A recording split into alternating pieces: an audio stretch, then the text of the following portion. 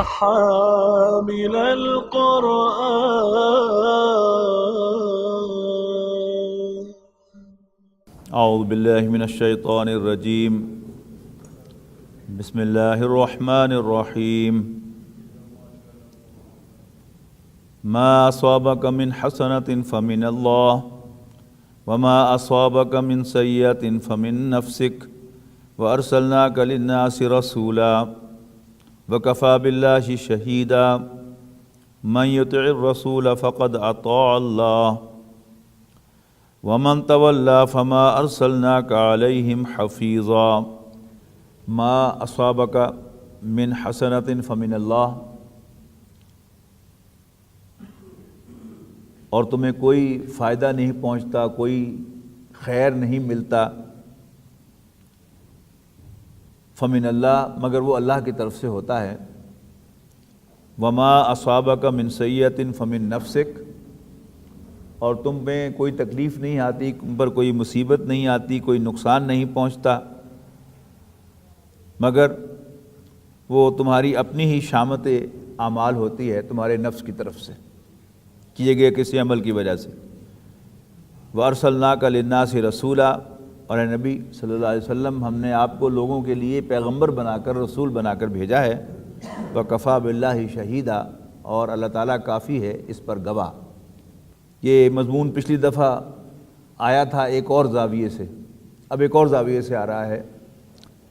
پچھلی دفعہ منافقین کی یہ حرکت نقل کی گئی تھی کہ جب کوئی فائدہ پہنچتا ہے تو اسے اللہ تعالیٰ کی طرف سے کہتے ہیں، اور نقصان ہوتا ہے تو رسول اللہ صلی اللہ علیہ وسلم کی طرف منسوب کرتے ہیں. اس کی وہاں پر تو نفی کی گئی تھی، جبکہ اصولی بات یہ ہے، ہمارا ایمان یہ ہے کہ خیر اور شر دونوں کا مالک اور خالق اللہ ہے. اللہ تعالیٰ ہی کی ذات کے اندر سارا کا سارا جو خیر دنیا میں ہو رہا ہے اسی کی ذات سے اس کا اوریجن ہے، اور جو بھی کوئی برائی ہے اس کا اوریجن بھی اللہ تعالیٰ ہے. باقی اس میں کیونکہ ایک تقدیر کا مسئلہ بیچ میں آ کے الجھ جاتا ہے، لیکن ہمارا جو طرز عمل ہونا چاہیے وہ یہ ہونا چاہیے کہ جو ہمارے مسلمہ عقائد ہیں ان میں ہم کوئی کمپرومائز نہ کریں، اور ان کو تو مانیں ہم بغیر سوچے سمجھیں. یہ اعتماد کرتے ہوئے کہ 1400 سال سے جو ہمارے عقیدے مدون کیے گئے ہیں وہ ہمارے بزرگوں نے بہت سوچ بچار کے بعد مدون کیے ہیں، اور وہی صحیح ہیں. البتہ جو بات سمجھ میں نہ آئے، جو سمجھ میں آ جائے اس میں سے وہ تو ٹھیک ہے، جو سمجھ میں نہ آئے اس کے بارے میں طرز عمل کیا ہو کہ ہمارا عقیدہ ہے کہ بات ایسے ہی ہے، لیکن اللہ تعالیٰ سے دعا کی جائے کہ ربنا لا تزغ قلوبنا بعد اذ ہدیتنا وہب لنا من لدنک رحمہ.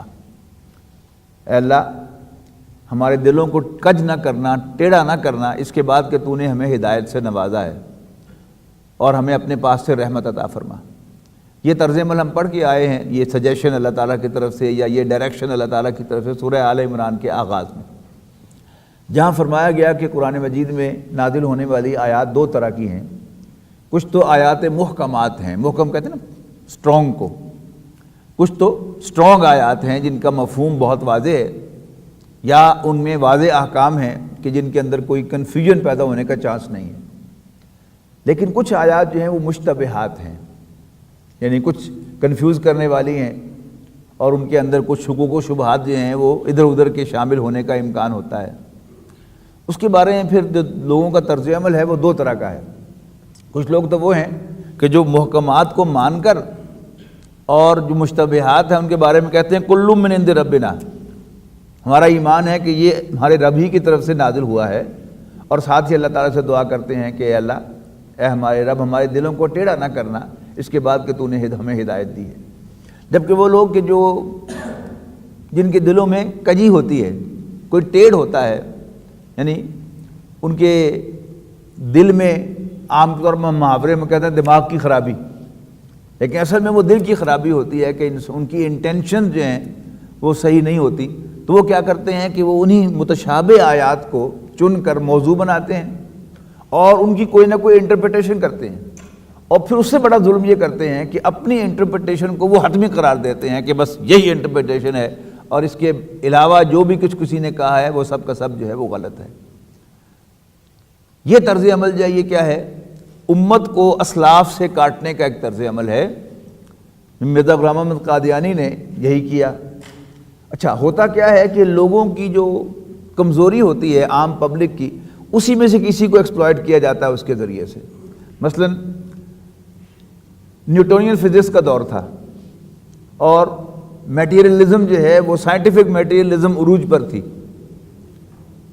اس میں ایک مسلمان کسی انگریز افسر کے سامنے بیٹھتا تھا، اس کا سب آرڈینیٹ، اور اس کا افسر جو ہے اس کو ذرا چھیڑتا تھا کہ do you also believe in the same nonsense opinion اور the doctrine of the Muslims that Jesus was born without father.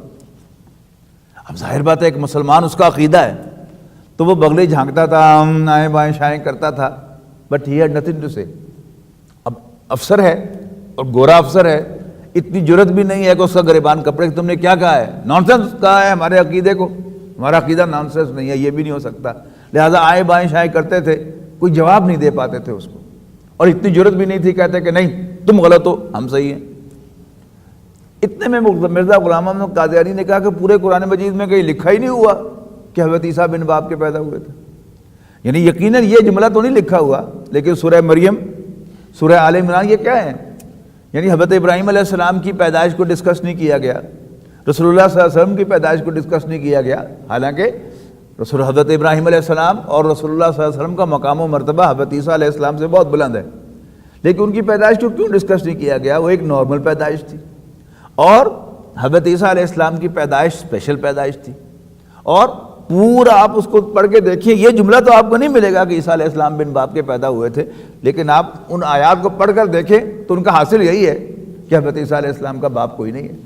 اللہ تعالیٰ کا حکم لے کر آئے جبرائیل علیہ السلام، معاذ اللہ انہوں نے کوئی ان کے ساتھ کوئی جسمانی تعلق قائم نہیں کیا، صرف اللہ تعالیٰ کی خبر دی۔ یہ ہمارا عقیدہ ہے، اس کو ماننا۔ باقی انہی دونوں مقامات پر آپ کو واضح طور پر ملے گا یہ کوٹیشن قرآن مجید میں، جہاں دوسرے مقامات پر اب وہاں بھی آئی ہے کہ اللہ تعالیٰ کا امر کی شان یہ ہے کہ جب وہ کسی کام کا ارادہ کرے کہ ہو جا، وہ ہو جائے تو وہ کہتا ہے ہو جا، اور وہ ہو جاتا ہے۔ تو اللہ تعالیٰ کے ذات پر اگر ایمان ہے آپ کو یا مجھے تو پھر ہمیں کوئی پرابلم نہیں ہے، لیکن کوئی ایسی آیت جو ہے اس کا ایک مفہوم جو ہے وہ لے کے آنا اور اس پر سٹریس کرنا کہ اس کا مفہوم تو یہ بنتا ہے، اور اس میں جو 14 سال کی روایت ہے اس کو 1400 سال کی روایت ہے اس کو چھوڑ دینا، یہ کیا ہے؟ یہ ایک فتنہ ہوتا ہے جو اس وقت بھی آیا، آج بھی آ رہے ہیں۔ یعنی نئی نئی انٹرپریٹیشن لا کے، اور جو لوگ پہلے سے تیار بیٹھے ہوئے ہیں اس چیز کو ماننے کے لیے یا اس طرف ان کی انکلینیشن ہے، وہ آگے بڑھ کر انہیں قبول کر لیتے ہیں، اور وہ یہ ایزیوم کرتے ہیں کہ یہ پہلا شخص ہے کہ جس نے قرآن مجید کو سمجھا ہے۔ یہی ہوا، یعنی سارے بیوروکریٹس جو تھے یا ہائر آفیسر نہ ہو، ڈپٹی کمشنر انگریز ہے تو اس کا جو نائب ہے ایڈیشنل ڈپٹی کمشنر یا اسسٹنٹ ڈپٹی کمشنر یا اس کا سپرنٹینڈنٹ وہ مسلمان ہے۔ اب ظاہر ہے کہ وہ بڑا پریشان بیٹھا ہوا تھا کہ صاحب جو ہے وہ مجھے چھیڑتا ہے، میں اس کا کوئی جواب نہیں دے سکتا، تو انہوں نے بڑے صاف کہا کہ ہاں یہ شخص ہے جس نے قرآن مجید کو سمجھا ہے۔ لہذا اگلی دفعہ جب پوچھا ان کو انگریز نے وہی سوال، تو انہوں نے کہا نہیں، ایسے مولویوں کا عقیدہ تھا، ہمارے جو پریسٹ ہیں ان کا عقیدہ تھا، باقی قرآن مجید میں کہیں نہیں لکھا ہوا حضرت عیسیٰ بن باپ کے پیدا نہیں ہوئے تھے۔ اور ایسی ایسی عجیب عجیب باتیں جو ہیں وہ کی ہوئی ہیں، لٹریچر پڑھ کے دیکھیں کہ کیا کچھ کہا ہوا ہے۔ یعنی وہی الزام کے جو عیسائی حضرت مریم سلام علیہا پر لگاتے ہیں کہ یوسف جو ایک بڑے کا بیٹا تھا، یوسف نجار، معاذ اللہ اسی کی اولاد تھے حضرت عیسیٰ علیہ السلام، تو یہ زیادتی ہے کہ جو کی ہے، لیکن بہرحال عیسائیوں میں اتنی جرت نہیں ہے، نہ ان کو حضرت عیسیٰ علیہ السلام سے وہ تعلق ہے۔ عیسائیوں کا بس چلتا تو حضرت عیسیٰ علیہ السلام کا نام جو ہے وہ بھی کہیں سے کچھ دیتے۔ یہ تو قرآن مجید ہے کہ جو حضرت عیسیٰ علیہ السلام کے نام کو اللہ کے فضل و کرم سے زندہ رکھے ہوئے ہے، ان کی عظمت کو سلام پیش کرتا ہے۔ حضرت مریم سلام علیہا ان کو سب سے بہترین خاتون قرآن مجید قرار دیتا ہے، بائبل قرار نہیں دیتی، اس لیے کہ بائبل میں تو انہیں ساری تعریفیں کر لی ہوئی ہیں، لیکن قرآن مجید چونکہ محفوظ ہے، لہذا حضرت مریم سلام علیہا کو حضرت عیسیٰ علیہ السلام کو، ان کی والدہ کو یہ سلیوٹ کون پیش کرتا ہے؟ سلام کون پیش کرتا ہے؟ قرآن مجید پیش کرتا ہے۔ تو اب یہاں جو بات کہی جا رہی ہے کہ سب کچھ ہمارا عقیدہ، جو میں عرض کر رہا تھا کہ ہمارا عقیدہ یہ ہے کہ سب کچھ اللہ تعالیٰ کی طرف سے ہوتا ہے۔ اب اس میں دو چیزیں ہیں کہ جو ذہن میں رکھنے کی ہیں۔ جو بھی اچھا کام ہو جائے، ادب و احترام کا تقاضا کیا ہے؟ خواہ آپ کو یہ محسوس ہو کہ یہ میں نے کیا ہے تو بھی اسے اللہ تعالیٰ کی طرف منسوب کرو۔ یعنی ہمارے بزرگوں کی جو روایت ہے اس سلسلے میں وہ کیا ہے؟ اپنی تقریر کے اختتام بھی وہ ایسے ہی کیا کرتے تھے کہ میری زبان پر جو بھی اچھی بات آئی ہے یہ اللہ تعالیٰ کی طرف سے، اور اگر میری زبان پر کوئی غلط بات آئی ہے تو وہ میری شرارت، میرے نفس کی شرارت ہے، اللہ تعالیٰ مجھے اس پر معاف فرمائے اور آپ کے دلوں سے اس بات کو محو کر دے۔ یہی وہ بات ہے کہ جو یہاں کہی گئی ہے، ورنہ جہاں تک عقیدے کا تعلق ہے وہ وہی ہے۔ اب کوئی شرارتی آدمی جو ہوگا وہ اسی سے لے گا، لیکن قرآن مجید میں لکھا ہوا ہے کہ جو اچھی بات ہوتی ہے وہ اللہ تعالیٰ کی طرف سے ہوتی ہے، اور جو بری بات ہوتی ہے وہ تمہارے اپنے ہی کسی کرتوت کی وجہ سے ہوتی ہے جو تم نے کی ہوتی ہے، تمہارے نفس کی طرف سے ہوتی ہے۔ یہی بات جو ہے سورہ شورى میں جا کر ایک اور انداز سے کہی گئی ہے کہ ما اصاب من مصیبت بما کسبت ایدیکم، وہ تمہارے اپنے ہاتھوں سے بھیجی ہوئی جو کام ہوتے ہیں ان کے نتیجے میں ہوتی ہے۔ وَيَعْفُو عَنْ كَثِيرٍ، یہ بات کہیں اور نہیں کہی گئی، اگرچہ اللہ تعالیٰ تمہاری بہت سی خامیوں، کوتاہیوں اور غلطیوں سے درگزر بھی فرماتا ہے، لیکن تھوڑی تھوڑی تمہیں سزا بھی دیتا ہے۔ اب وہ اللہ تعالیٰ کے اس کام کے، اللہ تعالیٰ بھی کرنے والا ہے، ہم بھی کرنے والے ہیں، وہ ایک مشکل سا مسئلہ ہے۔ اللہ تعالیٰ سے دعا کرتے رہنا چاہیے کہ اللہ تو مجھے یہ مسئلہ سمجھا دے۔ جب سمجھ میں آ جاتا ہے تو پھر انسان کو کوئی کنفیوژن نہیں ہوتا۔ اللہ کے فضل و کرم سے تقدیر کے مسئلے پر میں کبھی کنفیوز نہیں ہوا، جب سے اللہ تعالیٰ نے یہ سمجھ دی ہے، بڑی آرام سے وہ چیز جو ہے وہ سمجھ میں آتی ہے۔ لیکن چونکہ رسول اللہ صلی اللہ علیہ وسلم نے اس پر بحث کرنے سے منع کیا ہے تو لہٰذا میری آپ حضرات سے بھی گزارش یہ ہوگی اس پر بحث نہ کیا کریں، اللہ تعالیٰ سے دعا کیا کریں۔ جو کچھ لکھا ہوا ہے وہ کہیں کہ یہ اللہ تعالیٰ کا فرمان ہے، یہ سچ ہے۔ باقی اب یہ کیسے جوڑ ملتا ہے، یعنی اللہ تعالیٰ کی پلاننگ کے اندر ہم کیسے فٹ ہوتے ہیں، اللہ تعالیٰ کو پہلے سے معلوم بھی ہوتا ہے۔ تو اس میں کچھ چیزیں جو ہیں اگر بنیادی یاد رکھیں تو پھر اللہ تعالیٰ کی طرف سے آپ کو بڑی آسانی کے ساتھ یہ بات سمجھ بھی آ سکتی ہے۔ پہلی بات تو یہ ہے کہ اللہ تعالیٰ کی قدرت، اللہ تعالیٰ کا علم، اللہ تعالیٰ کی رحمت، اللہ تعالیٰ کی حکمت، یہ سب اللہ تعالیٰ کی انڈیپینڈنٹ صفات ہیں، اور ایک صفت دوسرے پر حاوی نہیں ہے۔ اب یہ کیسے حاوی نہیں ہے؟ اب یہ اللہ تعالیٰ کی شان ہے، جبکہ ہمارا معاملہ کیا ہے کہ میرا علم میری قدرت میں رکاوٹ ڈالتا ہے، اور میری قدرت جو ہے وہ میرے علم کو محدود کرتی ہے۔ اب یہ کیسے ان کے درمیان کنیکشن ہوگا؟ ہمارے سے لیول پر وہ نہیں ہے بیلنس، لیکن اللہ تعالیٰ کا معاملہ یہی ہے کہ اللہ تعالیٰ کی تمام صفات مطلق ہیں، ایبسولوٹ ہیں، ان میں کہیں جو ہے کہیں بریک نہیں ہے۔ اللہ تعالیٰ سب کچھ جانتا ہے۔ اب سب کچھ میں یعنی آج تک جو ہمیں علم ہے وہ بھی ہے، اور آج جو مجھے آپ کو علم نہیں ہے وہ بھی ہے، اور 1000 سال بعد بھی جو کچھ ہے وہ بھی اس کے علم میں ہے۔ ایک تو اس کا علم ہے، دوسری اس کی قدرت ہے، وہ بھی ایبسولوٹ ہے۔ اللہ تعالیٰ سب کچھ کر سکتا ہے، لہذا اس کا تقاضا کیا کہ ہم یہ مانیں کہ اللہ تعالیٰ کی قدرت سے بیونڈ کچھ نہیں ہے، لہذا ہم جو کچھ بھی کرنا چاہیں، جو بھی پلان کریں، جو بھی ایفرٹ کریں، وہ اللہ تعالیٰ کی اس لمٹ کے اندر ہے جو اللہ تعالیٰ نے ہمیں الاؤ کی ہوئی ہے۔ باقی ہم خود اللہ تعالیٰ کے کنٹرول میں ہے، وہ جب چاہے گا ہمیں بریک لگا دے گا، جب چاہے گا ہمیں سیز کر دے گا، جب چاہے گا ہمارے ایکشن کو سیز کر دے گا۔ تو اللہ تعالیٰ کی جو گیون ایک اتھارٹی ہے اس کے تحت ہم ایکٹ کرتے رہتے ہیں ایک بڑے محدود دائرے کے اندر، یعنی ہمیں وہ دائرہ کتنا ہی بڑا نظر آئے، دیکھیں اللہ تعالیٰ کے مقابلے میں وہ دائرہ کیا ہے؟ اللہ تعالیٰ کا گیون دائرہ ہے۔ اللہ تعالیٰ نے ہمیں سے کسی کو اتنی قدرت دی ہے، کسی کو اتنی دی ہے، کسی کو اتنی دی ہے، لیکن یہ بھی محدود، یہ بھی محدود، یہ بھی محدود، سب کے سب جو ہیں وہ دائرے محدود ہیں، اللہ تعالیٰ کی قدرت سے باہر نہیں۔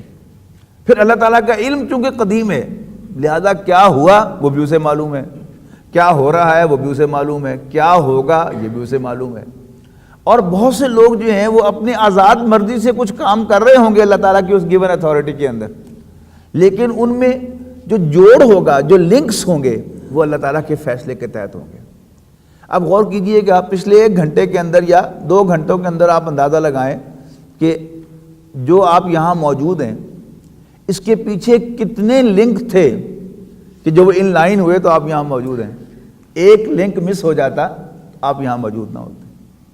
تو ایک تو وہ اللہ تعالیٰ کی قدرت ہے, اس کا فیصلہ ہے کہ فائنل رزلٹ کیا نکلنا ہے. آپ کی ایفرٹ اپنی جگہ پر ہے, آپ کی تیاری اپنی جگہ پر ہے, لیکن وہ سارے لنکس ان لائن ہوں گے تو وہ کام ہوگا, اور ایک لنک بھی بیچ میں سے مس ہوگا تو جو اگلا ایونٹ ہے وہ نہیں ہوگا جو میں پلان کر رہا ہوں یا میں ایکسپیکٹ کر رہا ہوں, وہ کچھ اور ہو جائے گا.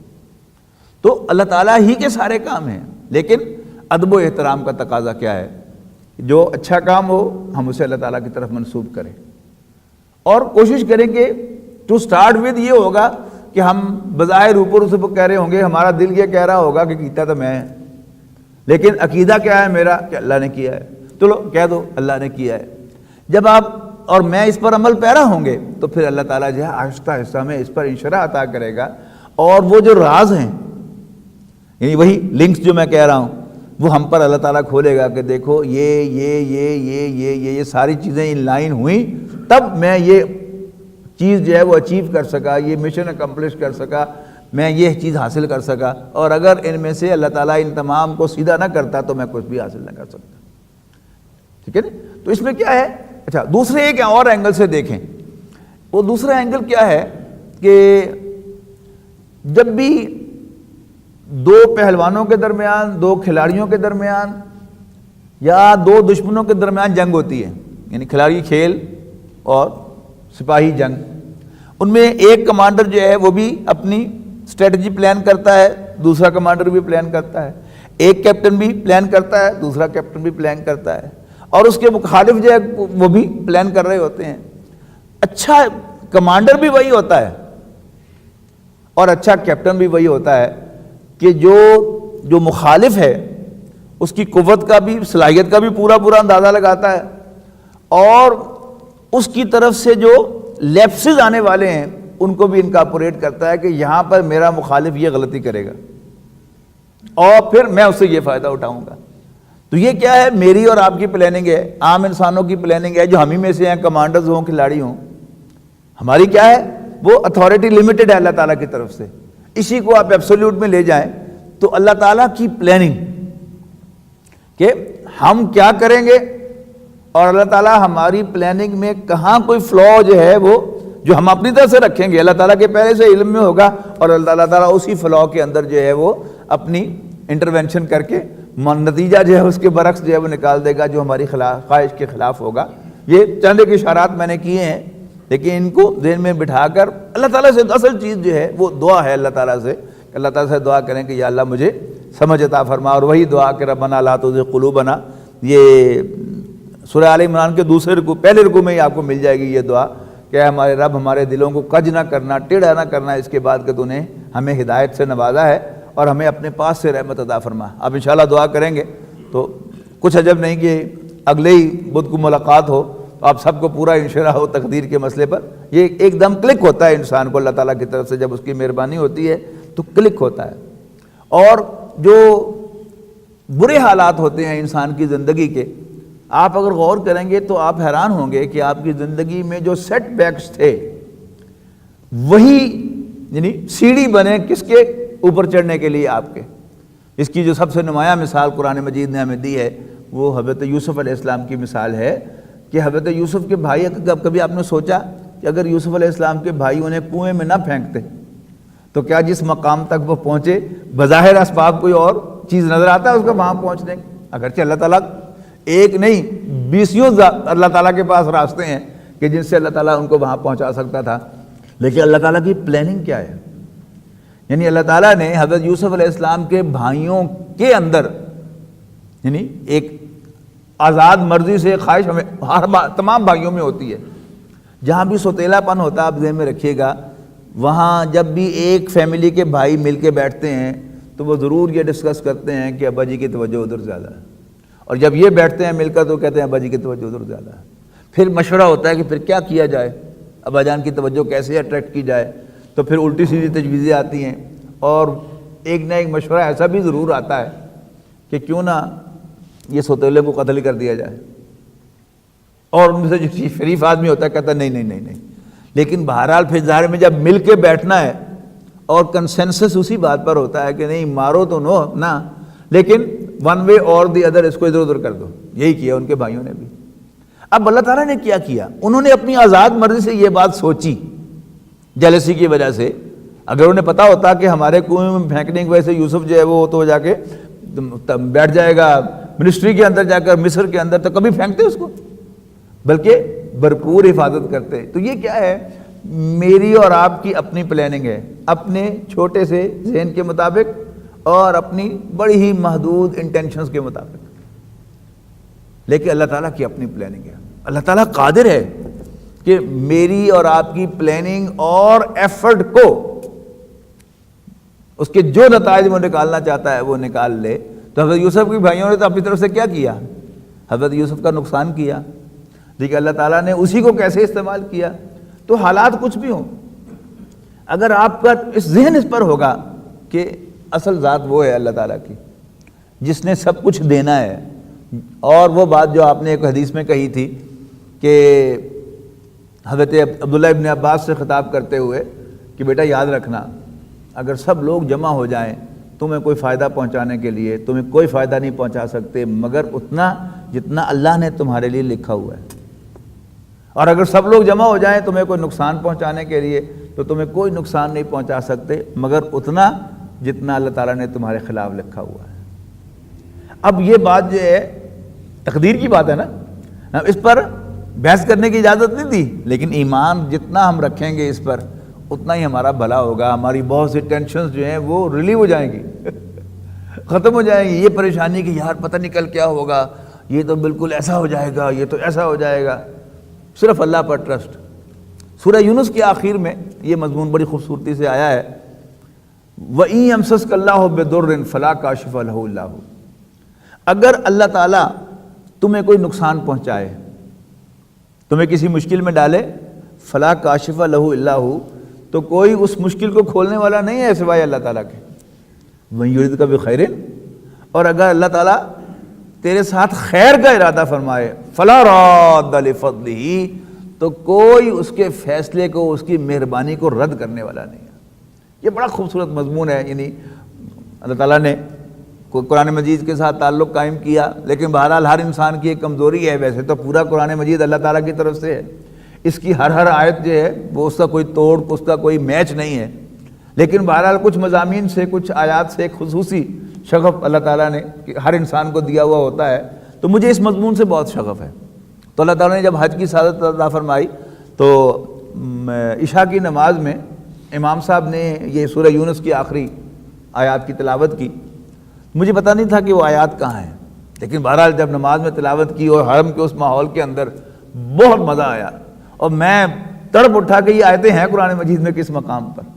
تو میں نے ایک دو حفاظ سے بھی پوچھا, لیکن وہ بتا نہ سکے مجھے, اس لیے کہ وہ آیات تو رات ہو گئی. یہ مضمون اس کے قریب کا اور صورتوں کے اندر بھی آیا, سورہ انعام میں بھی آیا. لیکن دوسرے ہی روز الحمدللہ پھر میں نے قرآن مجید جو ہے وہ کنگال کے برق الٹوٹ کر میں نے ڈھونڈ لی آیت کہ یہ سورہ یونس کے آخری رکوع کی آیت ہے, اِن یمسسک اللہ بضر فلا کاشف لہ الا ہو. اگر اللہ تعالیٰ تمہیں کوئی ضرر پہنچائے تو کوئی اس کو کھولنے والا نہیں ہے, یعنی اس کو ختم کرنے والا, اس تکلیف سے تمہیں نکالنے والا نہیں ہے سوائے اسی کے. اور اگر اللہ تعالیٰ تمہارے ساتھ کسی خیر کا ارادہ فرمائے تو کوئی اس کو رد کرنے والا نہیں ہے اللہ تعالیٰ کے فضل کو. یصیب بہ یشاء من عبادہ, اللہ تعالیٰ اپنے بندوں کو جو چاہتا ہے پہنچاتا ہے. اس پر یقین اللہ تعالیٰ عطا کر دے تو انسان دنیا ہی میں جنت میں چلا جاتا ہے. اسے کوئی غم, کوئی فکر, کوئی پریشانی, کوئی سینس آف ڈیپریویشن کچھ نہیں ہوتا انسان کو. نہ اپنے اوپر ریگریٹ ہوتا ہے کہ ہو مجھ سے کیا ہو گیا. یعنی انسان سے جو غلطی ہوئی ہے اس کی اللہ تعالیٰ سے معافی مانگنی چاہیے, اس امید کے ساتھ کہ اللہ تعالیٰ معاف کرے گا. لیکن ساتھ یہ امید بھی رکھنی چاہیے کہ اللہ تعالیٰ قادر ہے کہ وہ میری اس غلطی کو معاف کر کے اور اس کا جو نقصان ہے دنیا میں مجھ سے دور کر دے اور آخرت میں بھی دور کر دے. وَأَرْسَلْنَاكَ لِلنَّاسِ رَسُولًا, اور اے نبی ہم نے آپ کو صلی اللہ علیہ وسلم لوگوں کے لیے رسول بنا کر بھیجا ہے. وَكَفَى بِاللَّهِ شَهِيدًا, اور اللہ تعالیٰ کافی ہے اس کے لیے گواہ. وَمَن يُطِعِ الرَّسُولَ فَقَدْ أَطَاعَ اللَّهَ. اچھا, اب حضور صلی اللہ علیہ وسلم کو اللہ کا رسول مان لیں گے جی ہم, تو اس کا لازمی تقاضا کیا ہوگا, آپ کا کہنا ماننا. وَمَن يُطِعِ الرَّسُولَ فَقَدْ أَطَاعَ اللَّهَ, جس نے رسول کی فرما برداری کی اس نے گویا اللہ تعالیٰ کی فرما برداری کی. اور رسول اللہ صلی اللہ علیہ وسلم نے اس کو مزید واضح کر دیا، فرمایا من اطاع امیری فقد اطاعنی. یعنی رسول اللہ صلی اللہ علیہ وسلم مختلف مشنز کے اندر جو کمانڈرز بنا کے بھیجتے تھے، امیر بنا کر بھیجتے تھے، جیسے وہ غزوہ احد میں جو 50 تیر انداز کھڑے کیے تھے ان کے اوپر ایک امیر مقرر کیا تھا، لیکن صحابہ کرام اس وقت جو ہے وہ اس ٹیکنیکلٹی کو نہیں سمجھے کہ ہم پر اطاعت جو ہے وہ اسی کی انٹرپریٹیشن کو ماننا ضروری ہے، تو انہوں نے رسول اللہ صلی اللہ علیہ وسلم کے حکم کی ایک انٹرپریٹیشن کی اور نیچے آ گئے، جس کا بہرحال نقصان ہوا. تو آپ نے فرمایا کہ من اطاع امیری فقد اطاعنی ومن اطاعنی فقد اطاع اللہ. جس نے میرے مقرر کیے ہوئے امیر کی فرما برداری کی اس نے میری فرما برداری کی، اور جس نے میری فرما برداری کی اس نے اللہ تعالیٰ کی فرما برداری کی. ومن عصا امیری، اور جس نے میرے مقرر کیے ہوئے امیر کی نافرمانی کی، فقد عصانی، اس نے میری نافرمانی کی. ومن عصانی فقد عصى اللہ، اور جس نے میری نافرمانی کی اس نے اللہ تعالیٰ کی نافرمانی کی. تو یہ ایک چین ہے کہ اگر رسول اللہ صلی اللہ علیہ وسلم اللہ کے رسول ہیں تو پھر ان کا فرمانا اللہ کا فرمانا ہے، تو پھر ان کی اطاعت ضروری ہے. اسی طرح یعنی پوری جو چین آف کمانڈ ہوتی ہے کسی بھی ادارے کے اندر، ظاہر ہے کہ وہ ادارہ جو ہے وہ کسی ایک شخص کی ملکیت ہوتا ہے، لیکن اب وہ جو اس کا مالک ہے وہ آگے ایک سیٹ اپ بناتا ہے، ایک نظام ترتیب دیتا ہے، اور اس نظام میں جس کو بھی اس نے ٹاپ پوزیشن پر رکھا ہے باقی تمام کے اوپر لازم ہے کہ وہ اس کی اطاعت کریں. اس کے جو سب آرڈینیٹس ہیں ان کی ذمہ داری ہے کہ اس کی اطاعت کریں، آگے جو ان کے سب آرڈینیٹس ہیں ان کی ذمہ داری ہے کہ وہ اپنے اپنے باسز کی اطاعت کریں. اور یہ سارا کا سارا نظام ہوگا اصل میں کس کی اطاعت ہوگی؟ یہ جو بھی مالک ہے جس کے وہ امپلائیز ہیں وہ اس کی اطاعت ہوگی. تو من یطع الرسول فقد اطاع اللہ، جس نے رسول صلی اللہ علیہ وسلم کی فرما برداری کی فقد اطاع اللہ، تو اس نے اللہ تعالیٰ کی فرما برداری کی. ومن تولی، اور جو منہ پھیرے آپ کی اطاعت سے، فما ارسلناک علیہم حفیظا، تو آپ مطمئن رہیں ہم نے آپ کو ان پر کوئی ایڈمنسٹریٹر بنا کر نہیں بھیجا ہوا. آپ کا کام ہے پہنچانا اور تقاضا کرنا کہ میں اللہ کے رسول ہوں، میرا کہنا مانو. جو مانتا ہے اپنے بھلے کو مانے گا، جو نہیں مانتا آپ کو اس کی منتیں کرنے کی ضرورت نہیں ہے. ٹھیک ہے نا؟ ہاں، اس لیے کہ ہم نے آپ کو ایڈمنسٹریٹر نہیں بنایا، میں خود پوچھ لوں گا. وَيَقُولُونَ، اور یہ کہتے ہیں طاعۃ، یعنی ہم آپ کی اطاعت کرتے ہیں. منافقین کا تذکرہ ہے. فَإِذَا بَرَزُوا مِنْ عِنْدِكَ، لیکن جب وہ آپ کے پاس سے چلے جاتے ہیں، بَيَّتَ طَائِفَةٌ مِّنْهُمْ غَيْرَ الَّذِي تَقُولُ، تو ان میں سے ایک گروہ رات بسر کرتا ہے ان باتوں میں کہ جو آپ نے نہیں کہیں. وَاللَّهُ يَكْتُبُ مَا يُبَيِّتُونَ، اللہ تعالیٰ لکھ رہا ہے جو کچھ بھی یہ رات بھر کرتے رہے ہیں. منافقین کا یہ طرز عمل کیا تھا کہ رسول اللہ صلی اللہ علیہ وسلم کی محفل میں تو وہ کہتے تھے یس سر یس سر، اور عبداللہ ابن ابی جو ان کا سردار تھا وہ باقاعدہ کھڑے ہو کر کہتا بھائی اللہ کے رسول کچھ فرمانا چاہتے ہیں، توجہ سے سنو ان باتوں کو. اور جب جو کچھ آپ فرماتے تھے پیچھے جا کر وہ اپنی ہمجولیوں سے جا کر پلان کرتا تھا کہ اب رسول اللہ صلی اللہ علیہ وسلم کی اس بات کی اطاعت سے لوگوں کو کیسے روکنا ہے. یہی کیا نا غزوہ احد کے موقع پر رسول اللہ صلی اللہ علیہ وسلم کے فیصلے کے خلاف اس نے 300 آدمیوں کو تیار کر لیا. ٹھیک ہے نا، اس کی لابنگ سے ہوا نا.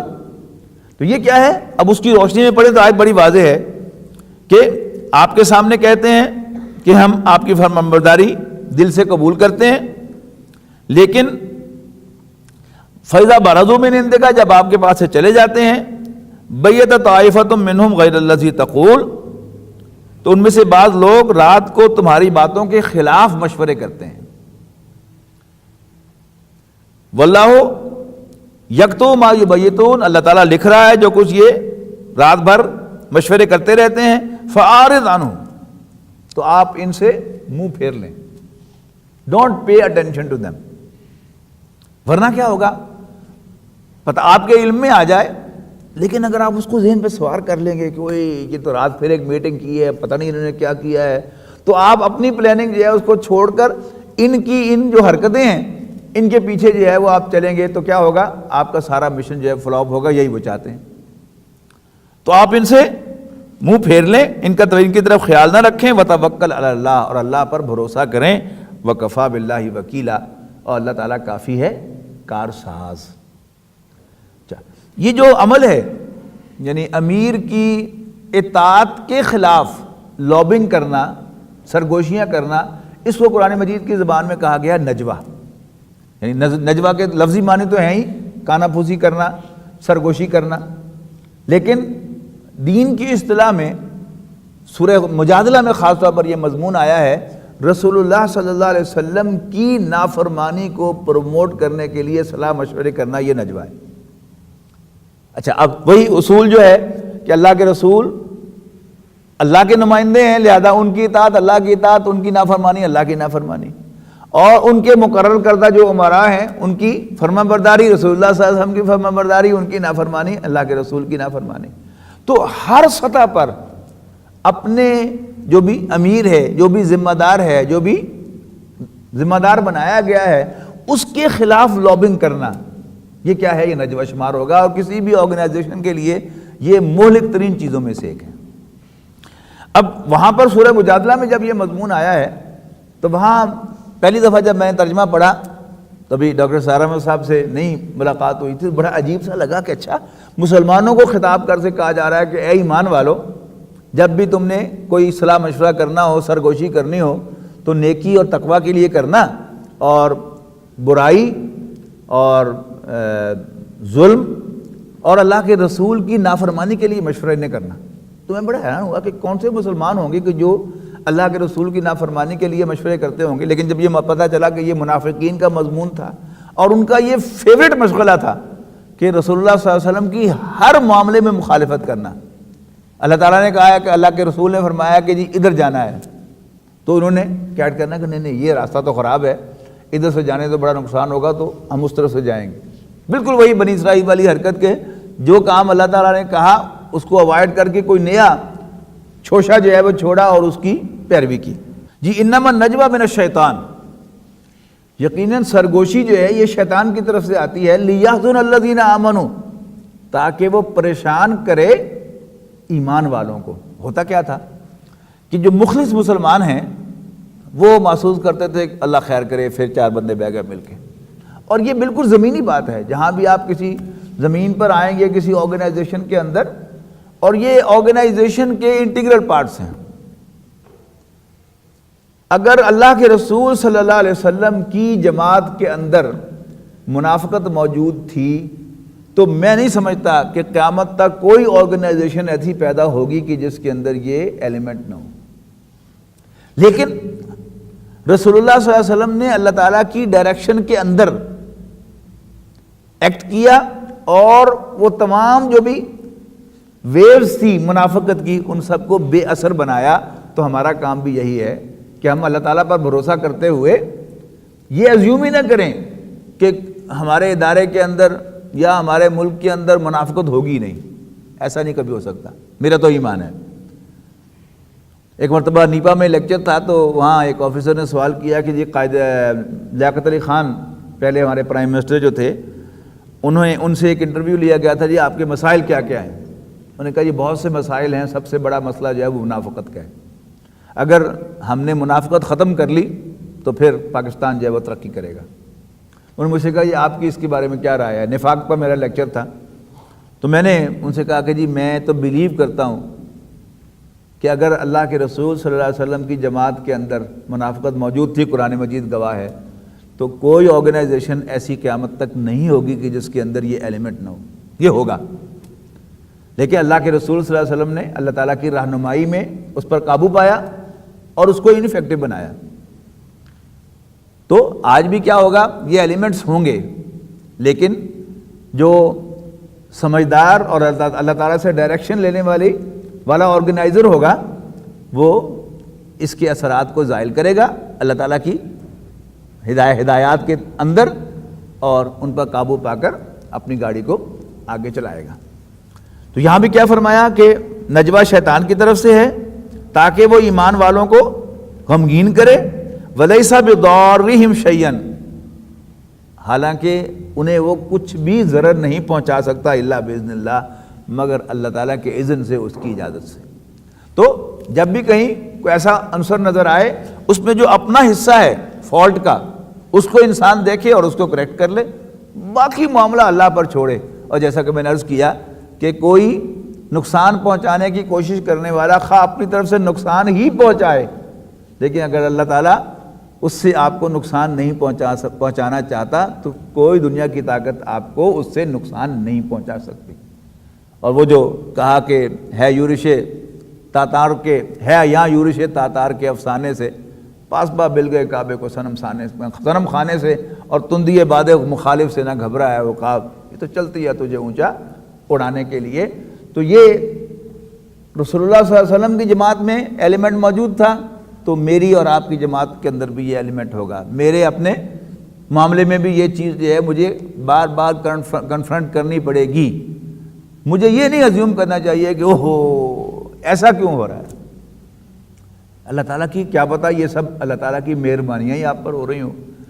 حضرت یوسف علیہ السلام کا کنویں میں پھینکا جانا، کیا آپ مانتے نہیں ہیں کہ اللہ تعالیٰ کی مہربانی تھی؟ ہاں بالکل مہربانی تھی۔ حضرت موسیٰ علیہ السلام کا یعنی وہ قتل ہو جانا ان کے ہاتھوں سے اور پھر ان کا بھاگ کر مدینہ چلا جانا، یہ کیا تھی؟ ان پر اللہ تعالیٰ کی مہربانی تھی۔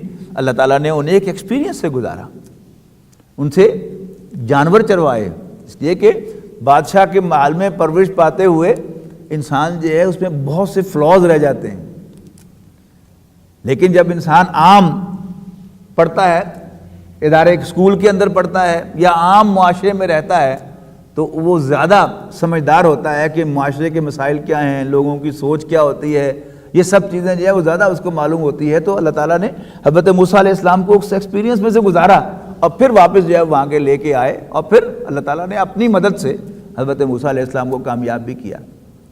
اور یہ بھی یاد رکھنا چاہیے کہ حضرت موسیٰ علیہ السلام اللہ کے رسول تھے، نو ڈاؤٹ، لیکن جو معجزات ان کے عصا کے مارنے سے وجود میں آئے، اللہ تعالیٰ کے حکم سے وجود میں آئے تھے، اس میں حضرت موسیٰ علیہ السلام کی کوئی طاقت نہیں تھی۔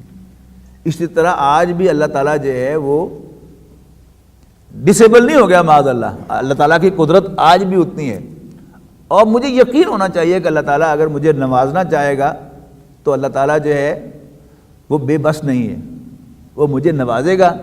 وہ اس پر بھی قادر ہے کہ وہ لنکس جوڑ کر میرے لیے کوئی سٹیپ جو ہے وہ لگا دے جس کے ذریعے سے میں اونچا اٹھ جاؤں، اور وہ آج بھی قادر ہے کہ اپنے کلمہ کن سے مجھے اپنا کوئی فیور جو ہے وہ دے دے۔ اللہ تعالیٰ بے بس نہیں ہے۔ تو فرمایا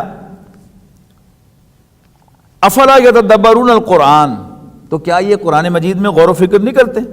ولو کان من عند غیر اللہ لوجدوا فیہ اختلافا کثیرا، اور اگر یہ قرآن اللہ کے سوا کسی اور کی جانب سے آیا ہوتا تو یہ اس میں بہت سے اختلافات پاتے۔ یعنی 1400 سال گزر گئے، اس ٹیکسٹ کا محفوظ ہونا، آپ دنیا کے کسی کونے میں چلے جائیں، امریکہ میں جائیں، وہاں کسی مسجد میں سے آپ قرآن مجید نکال کے دیکھیں، اور یہاں کوئی اگر آپ پاکٹ قرآن مجید جو ہے وہ ساتھ لے کے گئے ہوئے ہیں، کمپیئر کر کے دیکھیں گے تو وہی آپ کو وہاں بھی ملے گا۔ آپ جاپان میں چلے جائیں، وہاں کسی مسجد میں چلے جائیں اور قرآن مجید نکال کے دیکھیں، آپ کو یہی ملے گا۔ تو اگر یہ اللہ کے سوا کسی اور کی جانب سے ہوتا تو پھر کبھی محفوظ نہ رہتا۔ یہ بالکل محفوظ ہے، یہ ثبوت ہے اس بات کا کہ یہ اللہ تعالیٰ ہی کا کلام ہے۔ وَلَوْ كَانَ مِنْ غَيْرِ عِنْدِ اللَّهِ لَوَجَدُوا فِيهِ اخْتِلَافًا كَثِيرًا، تو اس میں وہ بہت سا اختلاف پاتے۔ وَإِذَا جَاءَهُمْ أَمْرٌ مِّنَ الْأَمْنِ أَوِ الْخَوْفِ، اور جب ان کے پاس آتی ہے کوئی خبر امن کی یا خوف کی، اذاؤ بہ، تو اس کو وہ پبلک کر دیتے ہیں، نشر کر دیتے ہیں۔ وَلَوْ رَدُّوهُ إِلَى الرَّسُولِ وَإِلَىٰ أُولِي الْأَمْرِ مِنْهُمْ لَعَلِمَهُ الَّذِينَ يَسْتَنبِطُونَهُ مِنْهُمْ، اور اگر وہ اس کو لوٹاتے پیغمبر صلی اللہ علیہ وسلم کی طرف یا ان لوگوں کی طرف کہ جو فیصلوں کے اہل ہیں یا پراپر جاب پر ہیں، لَعَلِمَهُ الَّذِينَ يَسْتَنبِطُونَهُ مِنْهُمْ، تو تحقیق کرنے والے اس میں تحقیق کر لیتے۔ ولولا فضل اللہ علیکم ورحمتہ لاتبعتم الشیطان الا قلیلا، اور اگر اللہ تعالیٰ کا فضل اور اس کی مہربانی تم پر نہ ہوتی تو تم شیطان کی پیروی کرتے مگر تھوڑی۔ فقاتل فی سبیل اللہ، تو لڑو اللہ کے راستے میں، یا واحد کے صیغے میں حضور صلی اللہ علیہ وسلم سے کہا جا رہا ہے کہ آپ اللہ کے راستے میں جنگ کریں۔ لا تکلف الا نفسک، آپ سے پوچھ گچھ صرف آپ کے اپنے بارے میں ہے۔ وحرض المومنین، البتہ مومنوں کو آپ موٹیویٹ کیجئے اس کے لیے، اس کے لیے آپ ان کو تحریص دیجئے، ابھاریے۔ عسى اللہ ان یکف باس الذین کفروا، کیا عجب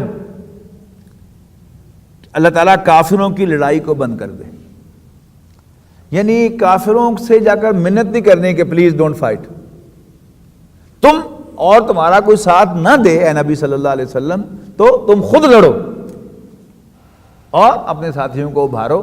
تو کیا جب اللہ تعالیٰ تمہاری اس ایفرٹ سے کہ تم نے پیش قدمی کی، تم میدان جنگ میں نکل آئے، اللہ تعالیٰ کافروں کی لڑائی بند کر دے۔ واللہ اشد باسا و اشد تنکیلا، اور اللہ تعالیٰ لڑائی کے اعتبار سے بھی بہت سخت ہے اور سزا کے لحاظ سے بھی بہت سخت ہے۔ من یشفع شفاعتا حسرتا یکن لہ نصیب منہا، اور جو کوئی اچھی بات کی سفارش کرے گا، سوری پہلے سیئتن کا ہے، نہیں پہلے حسنتن کا ہے، اور جو کوئی اچھی بات کی سفارش کرے گا تو اس کا اس کام میں حصہ ہوگا۔ ومن یشفع شفاعتا سیئتا، اور جو کوئی کسی برائی کی سفارش کرے گا، یہاں سفارش سے مراد کیا ہے؟ موٹیویٹ کرنا، لوگوں کو ابھارنا، لوگوں کو آمادہ کرنا، یعنی جو نیکی پر لوگوں کو آمادہ کرے گا، لوگ نیکی کریں گے تو اس نیکی میں اس ابھارنے والے کا حصہ ہوگا۔ اور اس کے مقابلے میں ومن یشفع شفاعتا سیئتا، اور جو کوئی بری سفارش کرے گا یکن لہ کفل منہا، تو اس کا بھی اس میں حصہ ہوگا۔ وکان اللہ علی کل شیء مقیتا، اور اللہ تعالیٰ ہر چیز پر قدرت رکھتا ہے۔ وَإِذَا حُيِّيتُم بِتَحِيَّةٍ، اے مسلمانوں جب تمہیں گریٹ کیا جائے کسی گریٹنگ سے، یہ ہماری گریٹنگ کیا ہے؟ السلام علیکم، باقی ہر علاقے کی اپنی گریٹنگ ہے۔ ویسٹ میں گڈ مارننگ گڈ ایوننگ کہا جاتا ہے، لکھنؤ کے اندر یعنی چھوٹا جو ہے وہ بڑے کو آداب کہتا ہے اور بڑا جو ہے وہ جیتے جو کہتا ہے، یہ ان کی گریٹنگ ہے۔ یعنی اسی طرح آپ کو ہر علاقے کے اندر جو گریٹنگ ملے گی، لیکن یہاں جب مسلمانوں سے خطاب ہو رہا ہے تو مسلمانوں سے پھر اس سے مراد کیا ہے؟ السلام علیکم کہنا ہے۔ اذا حییتم بتحیۃ، جب بھی تمہیں کسی گریٹنگ سے گریٹ کیا جائے، فحیوا باحسن منہا او ردوہا، تو تم اس کو ریٹرن کرو اس سے بہتر سے یا ویسا ہی لوٹاؤ۔ یعنی کسی نے السلام علیکم کہا ہے تو اس کا جواب تم وعلیکم السلام ورحمۃ اللہ کہہ کر دو۔ کسی نے السلام علیکم ورحمۃ اللہ کہا ہے تو تم اس کا جواب وعلیکم السلام ورحمۃ اللہ وبرکاتہ کہہ کر کہو۔ تو یہ جو ہمارے ہاں معروف چیزیں ہیں یہ بالکل اسی حکم کے مطابق ہیں۔ ان اللہ کان علی کل شیء حسیبا، بے شک اللہ تعالیٰ ہر چیز کا حساب لینے والا ہے۔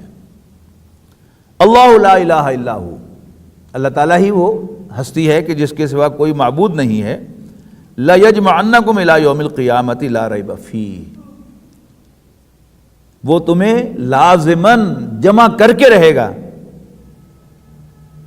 قیامت کے دن، لا ریب فیہ، کہ جس کے آنے میں کوئی شک نہیں ہے۔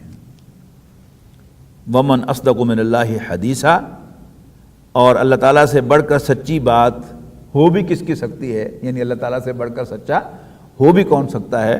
بارک اللہ لی ولکم فی القرآن العظیم ونفعنی وإیاکم بالآیات والذکر الحکیم۔